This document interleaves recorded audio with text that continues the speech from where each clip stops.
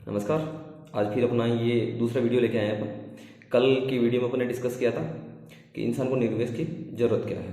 उसमें अपन ने एक किसी भी इंसान के जॉब वाला हो या सर्विस वाला हो, किसी भी इंसान की एक 20 साल का सफ़र अपन ने देखा था, जिसमें उसकी कितनी बचत हुई, क्या खर्चे थे, और 20 साल की बाद जब 50 की एज में वो रिटायर होता है तो उसके पास टोटल कितनी सेविंग बचती है। उस सेविंग के जरिए वो कितना सर्वाइव कर पाता है, प्लस अगर वो निवेश करता है तो निवेश के बाद में उसके पास जो सेविंग इकट्ठी होती है उसके जरिए वो कितने सालों तक सर्वाइव कर पाता है। ये अपन ने कल की वीडियो में देखा था।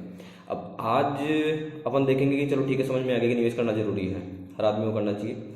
जितनी उसकी सैलरी है उसके हिसाब से एक परसेंटेज फिक्स कर ले, उस परसेंटेज के हिसाब से उसको निवेश करना चाहिए। लेकिन फिर अगला सवाल आता है कि निवेश करे कहाँ, कौन सी जगह निवेश करें जिसको एक सही रिटर्न आ सके।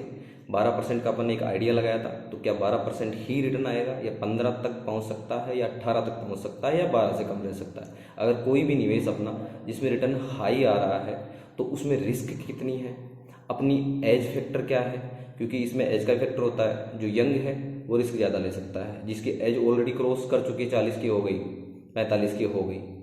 इन्वेस्टमेंट तो किसी भी एज में स्टार्ट किया जा सकता है, तो निवेश तो कभी भी कर सकते हैं। तो उस एज में जाके कौन से इंस्ट्रूमेंट में वो निवेश करें, कौन सा इंस्ट्रूमेंट उसके लिए ठीक है।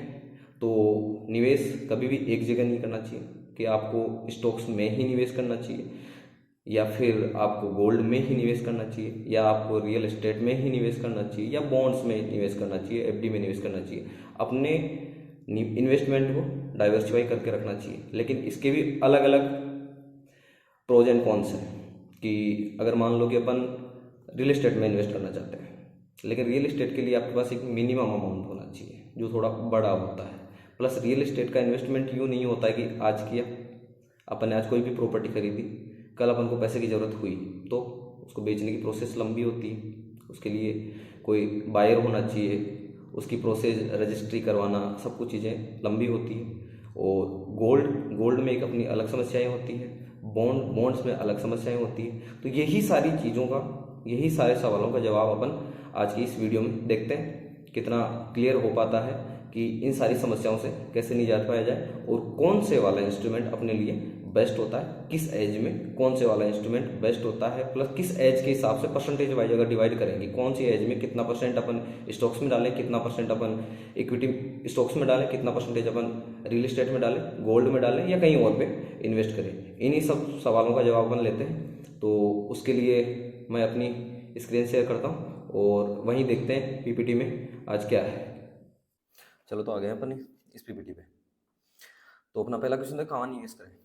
इसके लिए रिटर्न एम रिस्क के हिसाब से निवेश को अलग अलग अपन कैटेगरी में बांट सकते हैं। ठीक है, इसमें 4 कैटेगरी है, मोस्टली 4 कैटेगरी है। मैं एक बार इसको मार्क करते जाता हूँ साथ के साथ में।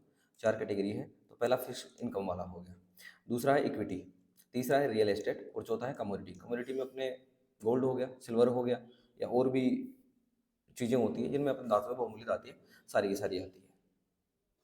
फिक्स्ड इनकम इंस्ट्रूमेंट में आएगा अपना bank FD, government bond, corporate bond, और एफडी के अलावा अपना जैसे पीपीएफ हो गया, ये सब। इनमें क्या रहता है, इनका सबसे बेनिफिट ये है कि अपना प्रिंसिपल अमाउंट होता है वो सेफ रहता है।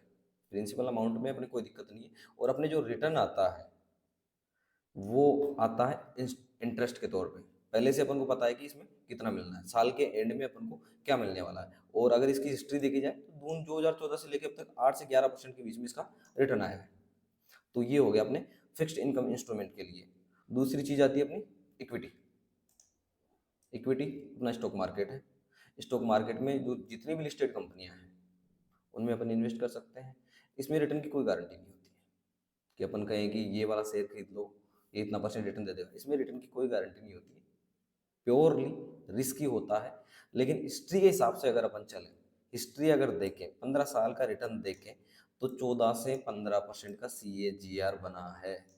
तो अपन हिस्ट्री के हिसाब से ही चलेंगे, सीधी सी बात है। इसमें 1 साल के लिए हो सकता है कोई स्टॉक डाउन हो, 2 साल के लिए डाउन हो, लेकिन लॉन्गर टर्म में 10 साल के हिसाब से अगर अपन देखेंगे भाई 10 साल में क्या रिटर्न दे रहा है, तो 10 साल के हिसाब से वो कम से कम 15% तो जनरेट कर ही देता है। कोई भी कंपनी देख लो, अच्छी कंपनी जिनके फंडामेंटल आप देखते हो, तो फंडामेंटल के हिसाब से आप अच्छी कंपनियां देखते हो, जिन चीज़ों के प्रोडक्ट आप यूज करते हो वो सारी प्रोडक्ट अगर आप इन्वेस्टमेंट के हिसाब से देखोगे तो इसमें आपको 14 से 15% का रिटर्न जनरेट होता है। अपना तीसरा इंस्ट्रूमेंट आता है अब रियल इस्टेट। रियल इस्टेट में अपने को पता है कि अपना मकान हो गया, दुकान हो गया, ज़मीन हो गई। इसमें फ़ायदा क्या है, एक तो अपन इनको रेंट पे दे देंगे तो रेंट मिलता रहेगा अपन को मंथली। दूसरी चीज़, टाइम के हिसाब से इसकी प्राइस भी हाइक होती है, तो प्राइस के हिसाब से अपनी प्रॉपर्टी की रेट बढ़ गई, प्लस अपने पास रेंट का रेंट आ रहा है। लेकिन इसका सबसे बड़ा नुकसान क्या है, सबसे बड़ा नुकसान ये है कि इसमें बड़ा कैपिटल चाहिए। अगर किसी के पास मंथली कुछ सेविंग बच रही है तो वो रियल एस्टेट में इन्वेस्ट नहीं कर सकता ना, इसके लिए बड़ा कैपिटल चाहिए। अगर आपको कोई छोटा प्लॉट भी लेना है, यूँ मान लो कि 60 गज का प्लॉट लेना है, 80 गज का प्लॉट लेना है, तो भी आपको ठीक ठाक लोकेशन में 10 से 12 लाख रुपए का इन्वेस्टमेंट चाहिए। तो हर आदमी यहाँ नहीं कर सकता ये। प्लस दूसरी चीज़, बाय और सेल इजीली पॉसिबल नहीं है इसमें। आज आपको पैसे की ज़रूरत है, आज आपको तुरंत बायर नहीं मिलेगा, बायर ढूंढने मिलेंगे, इसके लिए आपको ब्रोकर चाहिए होगा। ब्रोकर के बिना बायर्स इजीली नहीं मिलते। उसके बाद में मिल गए तो इसकी फिर प्रोसेस लंबी होती है। पैसा आपको तब मिलेगा ना जब रजिस्ट्री हो जाएगी, सारी कानूनी प्रक्रिया हो जाएगी, कागजों में नाम ट्रांसफर हो जाएंगे, सारी चीज़। तो ये वाली प्रोसेस थोड़ी लंबी हो जाती है, जिसकी वजह से रियल इस्टेट में आसानी से आप अपने जो भी इन्वेस्टमेंट है उसको लिक्विड नहीं कर सकते। और इसका अगर एवरेज रिटर्न देखें तो 8 से 10% रहता है। अभी बहुत सारा बूम चल रहा है, कोरोना के बाद से प्रॉपर्टी में बहुत बूम चल रहा है, लेकिन एक टाइम आएगा जब 8 से 10 साल तक प्रॉपर्टी के भाव वहीं के वहीं रहते हैं, बिल्कुल चेंज नहीं होते। तो प्रॉपर्टी का ये हो गया अपना रियल इस्टेट में इसके प्रोज एंड कॉन्स क्या है। अब लास्ट अपन चलते हैं कमोडिटी। कमोडिटी में आ गया अपना गोल्ड आ गया, सिल्वर आ गया। और कमोडिटी के मामले में लेडीज़ अपना इन्वेस्टमेंट ऑटोमेटिक करवा देती है। गोल्ड टाइम टू टाइम उनको चाहिए तो चाहिए। और अगर आपके फैमिली में इन चीज़ों को डिमांड करें तो मेरा तो यही कहना है कि गोल्ड और सिल्वर में आप हर साल थोड़ा थोड़ा इन्वेस्ट जरूर करें। आपका इन्वेस्टमेंट सेफ भी है, प्लस ये रिटर्न जनरेट करता भी है। अगर इसमें एक ही जो कौन सा है, इसमें एक नुकसान है कि रखेंगे कहाँ पे, रखेंगे वहाँ, सिक्योरिटी का इश्यू आता है ना इसमें। घर पे रखा, चोरी हो गया, लॉकर में रखते हैं तो जितना इसका रेट हाइक होगा तो लॉकर में बैंक में इतने चार्जेज लग जाते हैं। तो अगर आप इन चीज़ों से बचना चाहते हो तो सीधी सीधी है, निफ्टी में ETF आता है, गोल्ड बीज के नाम से आता है। गोल्ड बीज आता है जिसके रेट जिस तरह से, गोल्ड बीज आप अगर निफ्टी में उसमें किसी भी ब्रोकर के वहाँ जाके सर्च करोगे तो जैसे गोल्ड की प्राइस बढ़ती है सेम उनकी प्राइस बढ़ती जाती है गोल्ड बीज की। तो गोल्ड बीज में आप खरीद सकते हो, वो एक तरह से शेयर की तरह ट्रेड होते हैं, आज खरीदे कल बेचना चाहो कल बेच सकते हो। तो गोल्ड बीज में आप ETF ले सकते हो, इसका ये है। और इसका भी अगर पिछले 20 सालों का CAGR देखा जाए तो 8 से 10% रहा है। तो गोल्ड भी अच्छा है गोल्ड इन्वेस्टमेंट के लिए। अगर आप फिजिकली गोल्ड लेना चाहो और उसमें लगता है कि रिस्की है तो मैं तो कहता हूँ कि ETF में तो जरूर निवेश करें आप। गोल्ड जरूरी है। आप स्टॉक्स में निवेश करते हैं कि नहीं करते हैं, गोल्ड में जरूर करें, क्योंकि स्टॉक्स में हो सकता है किसी कंपनी में स्टॉक्स प्राइस गिर सकती है, कोई कंपनी डूब सकती है। तो निफ्टी का ETF ले लो, गोल्ड का ETF ले लो, या ऐसे ही किसी इंडेक्स का ETF ले लेते हो तो आपका पैसा कहीं नहीं जाने वाला, वो कुछ ना कुछ 10 से 15% जनरेट करके ही देगा। अब दूसरा सवाल आता है कि अपने पास इतने सारी अपन को जानकारी मिल गई कि ये सेक्टर है जहाँ जहाँ अपन कर सकते हैं, इन्वेस्ट कर सकते हैं, लेकिन अपन ने डिसाइड कर लिया कि कौन से वाले सेक्टर में अपन को कितना इन्वेस्ट करना है। फिक्स्ड इनकम में कितना करना है, इक्विटी में कितना करना है, रियल एस्टेट में कितना करना है, और कमोडिटी में कितना करना है। इनके बारे में आपको जानकारी मिल गई कि रियल एस्टेट में इन्वेस्ट करने के लिए आपको बड़ा अमाउंट चाहिए। इक्विटी में बड़ा इशू नहीं है, लेकिन इक्विटी में रिस्क है, रिटर्न ज़्यादा है, 15-20% तक चला जाता है रिटर्न। लेकिन इसका भी सोल्यूशन होता है, ETF में चले जाओ आप, निफ्टी में चले जाओ।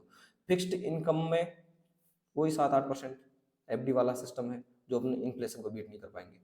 कमोडिटी में भी अच्छा रिटर्न आता है, गोल्ड वगैरह में करना चाहिए, लेकिन गोल्ड का अपना अलग मामला वो है कि सिक्योरिटी का इश्यू आ जाता है, फिजिकल गोल्ड ले के नहीं ले, तो इसका भी ETF में जाए। तो ETF में जाने के लिए भी आपको डीमेट ओपन करवाना पड़ेगा, ये भी एक तरीके से सेम ही है इसका।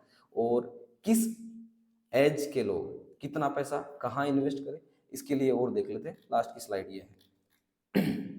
कभी भी निवेश एक ही एसेट क्लास में न करके अलग अलग एसेट क्लास में करना है। आपके एज के हिसाब से आपको अलग अलग रिटर्न करना है। जैसे शुरुआती दौर में आप यूँ मान लो यंग है, किसी की एज 25 से 30 के बीच में है, तो आप थोड़ा स्टॉक मार्केट में या कहीं भी जहाँ पे रिस्की है वहाँ ले सकते हो। लेकिन जैसे जैसे एज करो, इसका फॉर्मूला सीधा सीधा ही है, 100 में से आपकी एज घटा दो 100 में से आपकी एज घटा दो तो जो एज बचेगी वो यहाँ पे सीधा सीधा आ जाएगा। भाई अगर किसी की एज है, यूँ मान लो कि 30 ईयर है, किसी की एज 30 ईयर है, तो सीधा सीधा 100 में से अपनी एज को हटा दो तो ये आते हैं 70। तो जी अगर 30 वाला है तो 70% उसकी सेविंग उसको रिस्की एसेट्स में इन्वेस्ट करना चाहिए। अगर कोई रिटायर हो चुका है जिसकी एज 60 है तो उसको अपना 40% रिस्की इन्वेस्टमेंट करना चाहिए। बाकी अपना 60% है एफडी करवा लो, बॉन्ड में डाल दो, क्योंकि इस एज में जाके आप रिस्क नहीं ले सकते। 60 के बाद में आप रिस्क नहीं ले सकते। यहाँ पे आप 30 की एज में रिस्क ले सकते हो। 30 की एज में रिस्क लेने का ये है कि आपके पास बहुत टाइम बच रहा है। अगर स्टॉक मार्केट नीचे भी आ गया तो रिकवर करने के लिए आपके पास बहुत टाइम है, लेकिन यहाँ पे आपके पास टाइम नहीं बचेगा, आपको पैसे की जरूरत होगी, उसी टाइम मार्केट नीचे है, तो फिर नहीं कर सकते। इसलिए 100 में से अपनी एज घटा के जो भी है वो। और एफडी के लिए तो मैंने बता दिया, हमेशा नेगेटिव रिटर्न देता है। एफडी उन्हीं के लिए सही है जो जिनकी एज 60 70, क्योंकि उनको एक्स्ट्रा बेनिफिट भी मिलता है थोड़ा सा, तो एफडी उनके लिए अच्छी रहेगी। बाकी लोगों के लिए मैंने सारे एसेट क्लास आपको यहाँ डिस्कस कर दिए हैं। उम्मीद करता हूँ कि ये वीडियो पसंद आया होगा, और अगर वीडियो पसंद आया है तो चैनल को सब्सक्राइब कीजिए, वीडियो अच्छा लगा लाइक कीजिए, अपना कुछ व्यूज़ देना चाहते हैं कमेंट कीजिए, अपने दोस्तों के साथ शेयर कीजिए। और कल से मैं एक नई सीरीज स्टार्ट करूँगा जिसमें अगर आप इन्वेस्ट करना चाहते हैं तो किस तरीके का इन्वेस्ट करेंगे, मोमेंट करेंगे या फिर वैल्यू इन्वेस्टमेंट करेंगे, और उसके लिए अगर मोमेंटम इन्वेस्ट करते हैं तो टेक्निकल चाहिए, तो अपन टेक्निकल की सीरीज स्टार्ट करेंगे कल से। तब तक के लिए राम राम।